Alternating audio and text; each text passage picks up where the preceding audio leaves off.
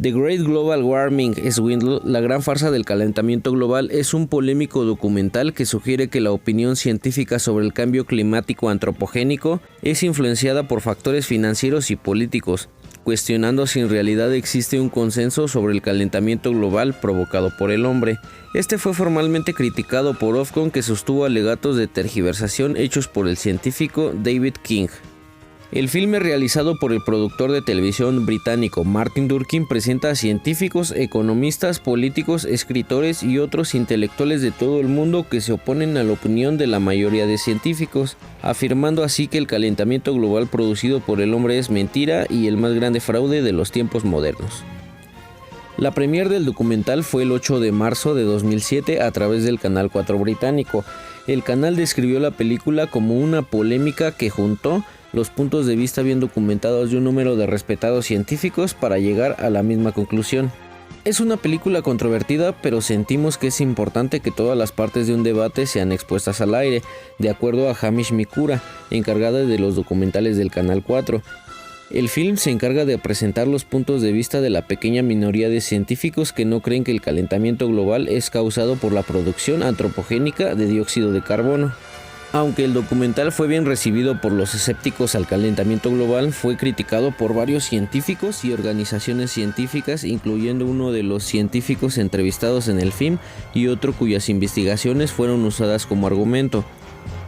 Los críticos del film argumentaron que se había tergiversado y fabricado la información basándose en investigaciones desactualizadas, empleando argumentos falaces y no representando la posición del grupo intergubernamental de expertos sobre el cambio climático. Luego se hallaron 3 errores que fueron corregidos del film original, sobre los cuales Martin Durkin, el productor del film, dijo que eran errores menores y que no afectaba la conclusión de este. La premisa básica del documental es que la opinión sobre un calentamiento global de origen antropogénico tiene muchas fallas científicas. Afirma que esta es producto de una industria activista del calentamiento global creada por fanáticos ambientalistas, antiindustrialistas y mantenida gracias a los intereses monetarios de muchos científicos, que buscan financiación para sus investigaciones, y de los medios de comunicación, quienes crean dramáticas consecuencias y disuaden a la población en general y a la comunidad científica de admitir que es una farsa o incluso debatir sobre ello. Otros culpables, asegura el filme, son los políticos y ambientalistas occidentales que promueven el uso de costosas formas de energía limpia en África, como los paneles solares y la energía eólica, en lugar de los baratos combustibles fósiles, y que estas mociones son apoyadas en función de no permitir llevar a África a la industrialización. El documental presenta lo que asegura son evidencias que refutan la teoría predominante sobre el calentamiento global producido por el hombre. Número 1. Mediciones del nivel de dióxido de carbono atmosférico y del cambio de temperatura desde 1940. El film muestra que los niveles de CO2 atmosférico han ido en continuo aumento desde 1940, cuando la temperatura global iba en disminución, y no fue hasta 1975 cuando esta comenzó a aumentar continuamente hasta nuestros días, lo que supone que en realidad el CO2 no es el causante directo del aumento de temperatura global. Número 2. Variaciones en la temperatura de la atmósfera. El film dice que todos los modelos sobre un aumento de temperatura causado por los gases de invernadero predicen que el mayor rango de temperatura de la atmósfera se halla en algún punto de la troposfera, volviéndose más fría a medida que se acerca a la superficie de la Tierra. Sin embargo, los registros de los satélites y globos meteorológicos no respaldan estos modelos, más bien muestran que la temperatura de la atmósfera cercana a la superficie es mayor o igual a la de la troposfera. Número 3. Relación entre el CO2 atmosférico y el cambio de temperatura global. De acuerdo al documental, el incremento de CO2 tiene un retraso de más de 100 años detrás del aumento de temperatura global. Con ello, queda manifestado que el aumento de temperatura global le sigue un aumento en los niveles de CO2 y viceversa, y no ocurre de manera opuesta como afirma la teoría de los gases de invernadero. Esto se debe a que cuando la temperatura desciende, los mares se enfrían absorbiendo el CO2 y lo liberan cuando la temperatura asciende, pero ya que el océano es inmenso, le toma varios cientos de años seguir los cambios de temperatura de la atmósfera y liberar o atrapar el CO2, provocando un cambio en los niveles de CO2 atmosférico. Número 4. Influencia del vapor de agua en el cambio climático. De acuerdo al film, el vapor de agua conforma el 95% de todos los gases de invernadero, siendo así el que más afecta la temperatura terrestre, y no el CO2, que apenas conforma el 0.054% de toda la atmósfera terrestre.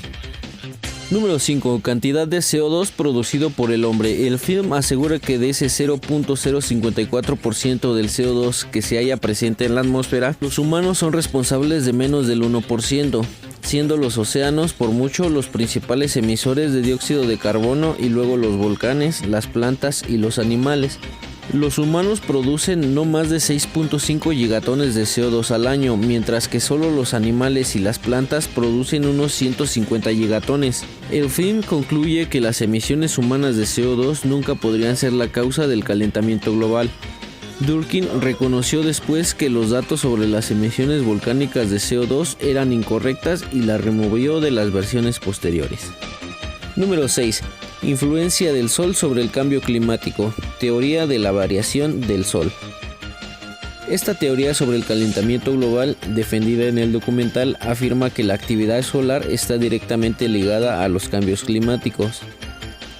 En el film se muestra una concordia muy exacta entre las mediciones de actividad solar y el cambio de temperatura global, y se afirma que el presente y continuo calentamiento global se debe a un aumento de la actividad solar en las últimas décadas. Este hace que los vientos solares sean más intensos y desvían la radiación cósmica que llega a la Tierra desde el espacio, provocando la disminución en la formación de nubes, las cuales, según el documental, nos protegen de gran parte de los rayos solares que calientan la Tierra.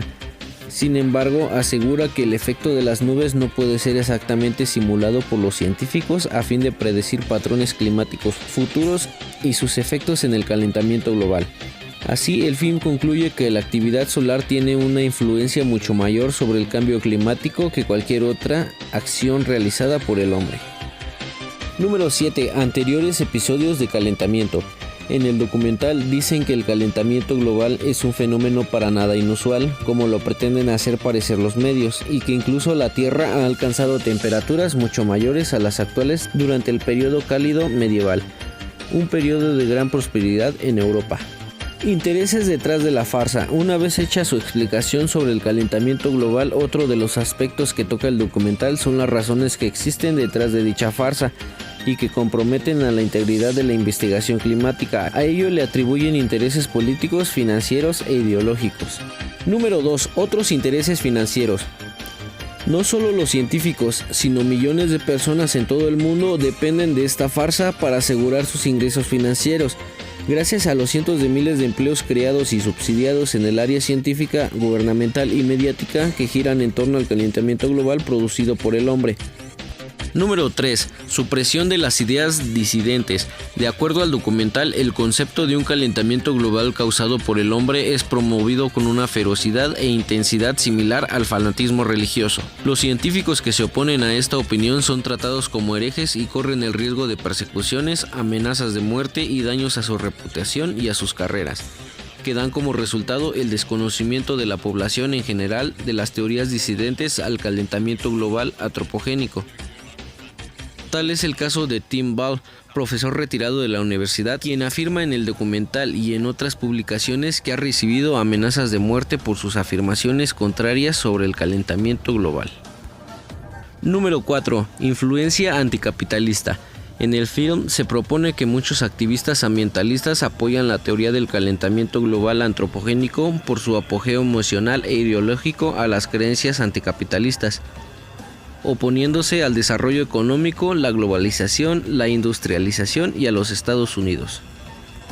Número 5. El papel de los políticos. Según relata el film, el punto de vista sobre un cambio climático o antropogénico fue promovido por la primera ministra británica, la conservadora Margaret Thatcher, a fin de promover la energía nuclear y reducir el impacto de las huelgas en la industria estatal de carbón por parte de la Unión Nacional de Mineros en Gran Bretaña. Número 6. El papel de la industria. En el documental, muchos científicos entrevistados afirman haber sido acusados de aceptar sobornos de las industrias privadas, tales como las de gas, aceite y carbón, por la idea de que son esas mismas industrias las que promueven teorías disidentes al consenso científico. Estos científicos niegan las acusaciones y dicen que no tienen fundamento. Número 7. Oposición al desarrollo de África. El escritor y economista keniano dice en el documental que la campaña ambientalista busca matar el sueño africano de alcanzar el desarrollo. Él describe las formas de energía renovable como una experimentación lujosa, útiles para los países ricos que pueden costearlas, pero nunca para África. Como ejemplo de esto, el documental muestra una clínica de salud en Kenia con 2 paneles solares, los cuales no proveen la suficiente energía eléctrica para que funcionen el refrigerador médico y las luces al mismo tiempo. El documental dice que la idea de restringir a los países más pobres del mundo a usar fuentes de energía alternativas es el aspecto más moralmente repugnante de la campaña del calentamiento global. Número 8. Falso consenso científico. El documental afirma que el consenso científico sobre el calentamiento global en realidad no existe. Afirma que es mentira que 2.500 de los mejores científicos respaldan el reporte sobre el calentamiento global hecho por el Grupo Intergubernamental de Expertos sobre el Cambio Climático. De hecho, según la película, el reporte incluye muchos políticos y no científicos, e incluso disidentes que solicitaron borrar sus nombres del reporte pero se rehusaron. Tal es el caso de Paul Reiter del Instituto Pasteur, quien sin tener éxito tomó acciones legales para eliminar su nombre del reporte, protestando que el IPCC no consideró su opinión profesional. Para respaldar todas sus afirmaciones, en el documental son entrevistados un considerable número de académicos, ambientalistas, consultores y escritores. Patrick Moore, cofundador de Greenpeace pero ahora crítico de la organización. Shunichi Akasofu, profesor y director del Centro Internacional de Investigaciones del Ártico. Tim Ball, cabeza del proyecto de administración de los recursos naturales erróneamente identificado en el documental como profesor del Departamento de Climatología en la Universidad de Winnipeg. Ball dejó su posición en la facultad del Departamento de Geografía en 1996, mientras que la Universidad de Winnipeg nunca ha tenido un departamento de climatología. Nigel Calder, editor del New Science de 1962 a 1966. John Christie, profesor del Departamento de Ciencia Atmosférica de la Universidad de Alabama en Huntsville, donde también es el director del Centro Científico del Sistema Terrestre. Es uno de los principales autores del capítulo 2 del tercer reporte de evaluación del Grupo Intergubernamental de Expertos sobre el Cambio Climático, y mostrando en el documental un autor principal. Ian Clark, profesor en el Departamento de Ciencias de la Tierra en la Universidad de Ottawa. Piers Corbyn, pronosticador del tiempo británico, dueño de Weather Action, negocio encargado de hacer predicciones climáticas. Paul Driesen, autor de Eco-Imperialism, Green Power, Black Death. Egil Fist Christensen, director del Centro Nacional Espacial y profesor adjunto de la Universidad de Copenhague. Desde entonces ha criticado el documental por fabricar información y no explicar ampliamente su posición sobre el calentamiento global en el siglo XX. Nigel Lawson, antiguo ministro de Hacienda del Reino Unido. Richard Litzen, profesor en el Departamento de Meteorología del Instituto Tecnológico de Massachusetts. Patrick Michaels, profesor de investigación del Departamento de Ciencias Ambientales de la Universidad de Virginia. Paul Reiter, profesor en el Departamento de Entomología Médica del Instituto Pasteur en París.